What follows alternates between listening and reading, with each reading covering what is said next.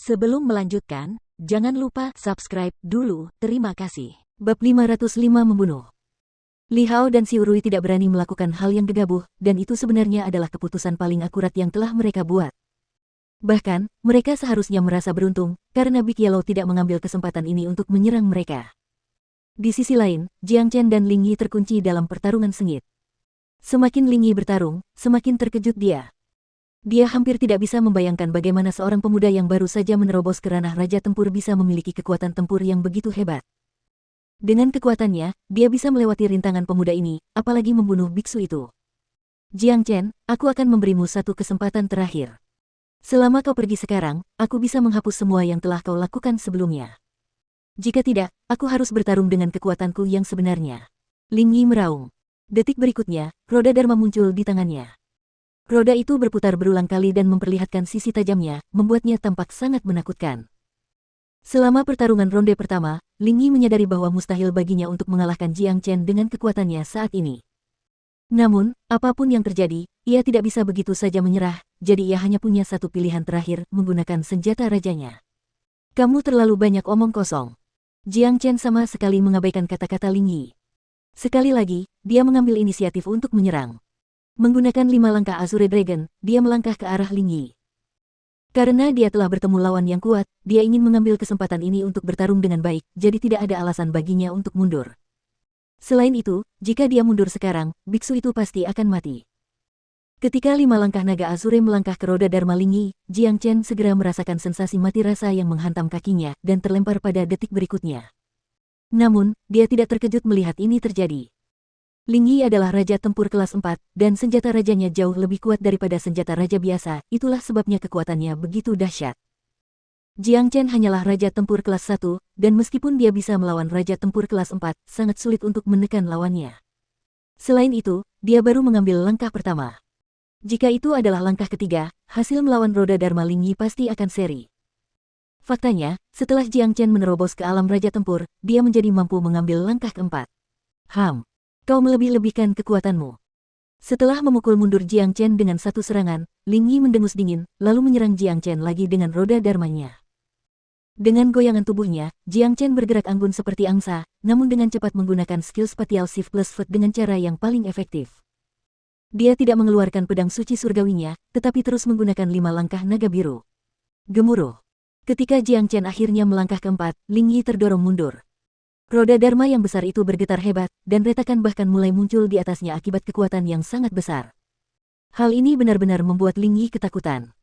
Ketika dia melihat roda Dharma yang rusak, badai yang dahsyat mulai mengamuk di benaknya. Dengan menggunakan keterampilan tempur dan menyerang dengan kekuatan daging murni, Jiang Chen benar-benar dapat menghancurkan senjata raja. Ini tidak masuk akal. Tepat pada saat ini, suara ledakan keras lainnya terdengar dari kejauhan. Tak lama kemudian, 2 sosok muncul. Salah satunya adalah Ye Hui dari Sekte Tak Terkalahkan, dan pria lainnya secara alami adalah seorang jenius dari Sekte Tak Terkalahkan juga. Namun, dibandingkan dengan Ye Hui, dia berkali-kali lebih kuat. Auranya yang meluap tidak lebih lemah dari Ling Yi. Lihat, Sekte Tak Terkalahkan ada di sini. Pria itu adalah Ye Wuyu, sepupu Ye Hui. Dia adalah seorang jenius langka dari Sekte Tak Terkalahkan, dan kekuatannya secara keseluruhan setara dengan Taekwondo ke-8. Ye Wuyu ada di sini, itu berarti Raja Tempur kelas 4 lainnya telah tiba. Aku yakin Jiang Chen tidak akan bisa menghentikan mereka berdua sendirian. Semakin meriah. Para jenius dari fraksi pedang tak tertandingi dan Istana Iblis Surgawi belum muncul akan semakin meriah saat mereka tiba. Tidak ada penonton yang akan mengeluh tentang acara besar. Karena itu, ekspresi gembira mulai muncul di wajah-wajah di kerumunan. Para prajurit perkasa dari Istana Asura dan Sekte Tak Terkalahkan ada di sini, dan mungkin orang-orang dari 2 kekuatan besar lainnya akan segera datang. Setelah Ye Wuyu dan Ye Hui tiba, mereka dikejutkan oleh pertempuran sengit antara Jiang Chen dan Ling Yi. Itu dia. Kenapa dia melawan Ling Yi? Ye Hui terkejut sesaat. Kamu kenal orang ini? Ye Wuyu menatap wajah Jiang Chen. Semakin dia menatap pemuda ini, semakin besar keterkejutannya. Ini karena dia bisa dengan jelas merasakan kultivasi Jiang Chen. Pemuda ini hanyalah seorang Raja Tempur kelas 1, tetapi dia mampu mengunci Ling Yi sendiri dalam pertarungan sengit. Dia adalah pemuda yang membantu Istana Asura mengalahkan 6 Raja Bajak Laut, dan kemudian membebaskan penguasa pulau. Dia hanya seorang prajurit jiwa tempur puncak pada saat itu, tetapi sekarang dia adalah Raja Tempur, dan dia bahkan dapat bertarung dengan setara melawan Ling Yi. Ini tidak dapat dipercaya. Dari mana monster ini berasal? Keterkejutan di benak Ye Hui tidak kalah dengan keterkejutan yang dialami Li Hao dan Xiu Rui. Saat berhadapan dengan eksistensi yang bisa menembus ranah Raja Tempur hanya dalam beberapa jam, tidak mungkin mereka bisa tetap tenang. Saudara Ye, biksu itu bersembunyi di pulau terpencil itu. Orang ini adalah rekannya, bantu aku membunuhnya terlebih dahulu. Ling Yi langsung berteriak saat melihat Ye Wuyu. Haha, Taik.on ke-8 dari Istana Asura bahkan tidak bisa mengalahkan Raja Tempur kelas 1. Aku bisa melihat kalian berdua sedang bersenang-senang sekarang, jadi aku tidak akan mengganggu kalian. Biarkan aku yang menangani biksu itu untukmu. Ye Wuyu tertawa terbahak-bahak. Sungguh lelucon, bagaimana mungkin dia membiarkan kesempatan bagus itu berlalu begitu saja. Dia tidak mau repot-repot membantu Ling Yi melawan Jiang Chen, dia malah memanfaatkan kesempatan ini untuk membunuh biksu itu dan merampas harta karunnya. Astaga, plus. Dengan kecepatan tinggi, Ye Wuyu melesat ke arah pulau terpencil itu, mengincar sumber sinar keemasan itu. Namun, meskipun ia cepat, ada seseorang yang lebih cepat darinya. Jiang Chen yang sedang bertarung melawan Ling Yi telah menghalangi jalan Ye Wuyu seperti bintang jatuh. Dengan kombinasi Spatial Shift plus Foot dan Nine Phantom Wolves, ia dapat menghentikan siapapun yang ingin ia hentikan. Sebaiknya orang sepertimu segera kembali ke tempat asalmu. Tanpa berkata apa-apa lagi, Jiang Chen menendang ke arah wajah Ye Wuyu. Dengan refleks yang cepat, Ye Wuyu dengan kuat meninju ke arah tendangan Jiang Chen. Enyah. Ye Wuyu benar-benar marah, dan dia segera melanjutkan serangannya dengan serangan telapak tangan lainnya, menghancurkan jalan menuju Jiang Chen. Melihat hal ini, Jiang Chen awalnya bermaksud untuk melawan serangan itu dengan telapak naga sejatinya, tetapi sebuah ide cemerlang tiba-tiba muncul di benaknya. Dia membiarkan telapak tangan Ye Wuyu mengenainya tanpa melawan dengan serangan kuat apapun, hanya berpura-pura memblokir serangan itu dengan pukulannya. Ledakan. Jiang Chen terlempar dari langit ke sebuah pulau terpencil. Ia terhuyung-huyung dan hampir jatuh ke tanah, yang membuatnya tampak seperti dalam kondisi yang sangat buruk. Di kejauhan, Big Yellow terkejut melihat apa yang terjadi pada Jiang Chen, tetapi seringai jahat segera muncul di wajahnya. Budi benar-benar licik. Big Yellow sangat mengenal Jiang Chen. Dengan kekuatan Jiang Chen saat ini, akan sulit baginya untuk mengalahkan Ye Wuyu, dan tidak ada gunanya terus bertarung seperti ini. Jadi, untuk mendapatkan hasil yang berbeda, hanya ada satu cara yang mungkin, penjara bumi. Jiang Chen berpura-pura kalah dalam pertarungan ini dengan tujuan memancing Ye Wuyu atau Ling Yi untuk membunuhnya di pulau ini. Selama mereka cukup dekat dengan tanah, Jiang Chen akan mampu melepaskan penjara bumi, dan akhirnya memberi mereka kejutan besar. Sangat lemah. Ye Wuyu menatap Jiang Chen dengan ekspresi menghina. Namun, dia terlalu malas untuk terbang ke bawah dan membunuh pemuda ini, dan terus terbang menuju pulau tempat biksu itu berada. Tanpa ragu, Jiang Chen terbang ke langit sekali lagi. Dengan kecepatan tinggi, dia sekali lagi menghalangi jalan Ye Wuyu, sambil berkata, ingin melangkah ke pulau terpencil itu. Tidak mungkin kecuali kau mengalahkanku terlebih dahulu. Haha, saudara Ye, anak ini benar-benar menyebalkan. Kurasa lebih baik kau membunuhnya sebelum melakukan hal lain. Ling Yi mulai tertawa. Setelah itu, dia sekali lagi mengayunkan roda dharmanya dan menyerang Jiang Chen. Aku tidak butuh bantuanmu. Aku sendiri yang akan membunuhnya. Ye Wuyu menjadi marah. Dia segera melancarkan serangan telapak tangan lainnya, yang ditujukan ke Jiang Chen. Serangan Ling Yi dan Ye Wuyu datang bersamaan. Jiang Chen tidak berani mengabaikan serangan ini. Dia berpura-pura panik, dan ditekan oleh kekuatan dahsyat, menyebabkan dia turun ke pulau itu sekali lagi. Kau seperti semut bagiku, siapa yang memberimu keberanian untuk mencoba menghentikanku?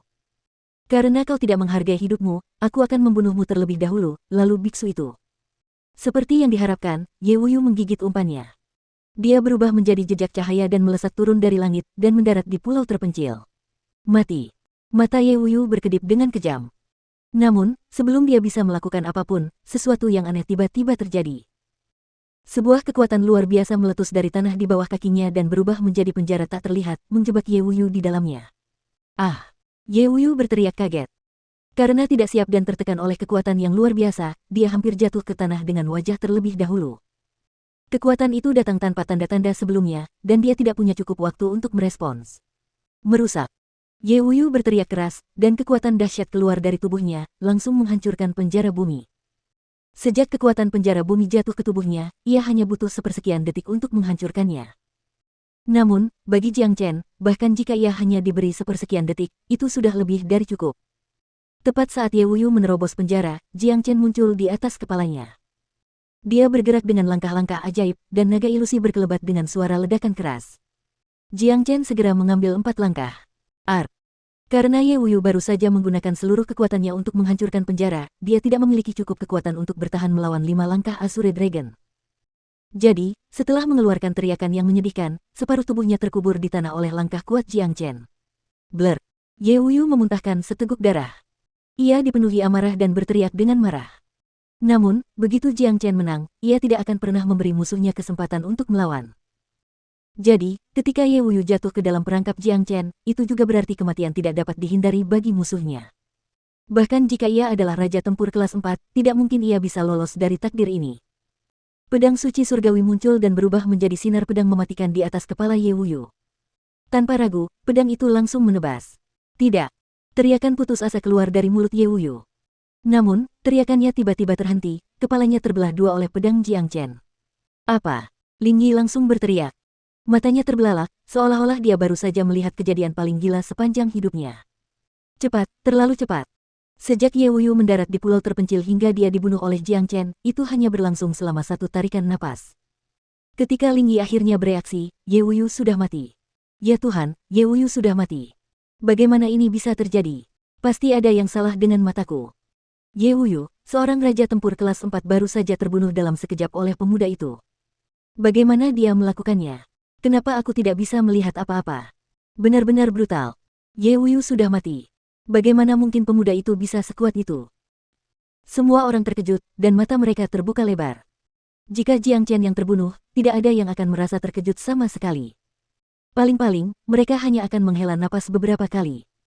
Namun, karena Ye Wuyu yang dibunuh oleh Jiang Chen, tidak diragukan lagi hal itu membawa badai yang luar biasa bagi kerumunan, dan orang-orang merasa sulit untuk menerima perubahan peristiwa ini.